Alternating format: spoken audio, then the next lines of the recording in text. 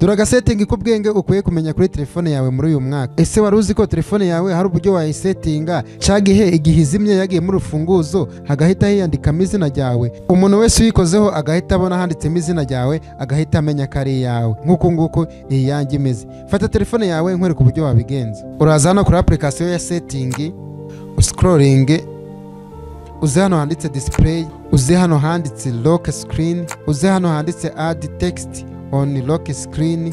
Urabona ko ngewe narabikoze handitsemo izina ryanjye. Wowe niba utarabikoze usanze handitsemo aya magambo n'izina rya telefone ukoresha. Nurangiza wandikemo izina ryawe,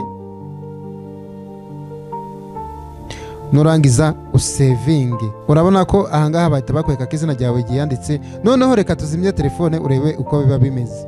Iyo uzimije telefone umuntu akagerageza kuyatsa, hano hasi ahanshize udufreshi ahita abona izina ryawe. Niba ubikoze bigakunda twandikire muri comment. Ikindi ntiwibagirwe kumfollowinga. Niba hari n'irindi somo ushaka ko tuzigaho ubutaha uryandike muri comment tuzarirebaho.